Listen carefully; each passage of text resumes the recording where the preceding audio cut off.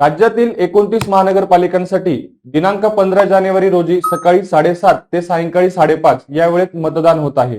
मतदान फक्त हक्क नाही तर आपली जबाबदारी आहे।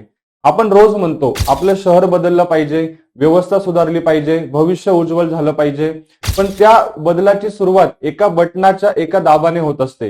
होय, म्हणजेच मतदानाने होत असते। आपलं एक मत शिक्षण, रोजगार आणि सुरक्षेसाठी आवाज उठवतं। आपल्या कुटुंबाच्या आणि पुढील पिढीच्या भविष्याचा निर्णय घेत असतं।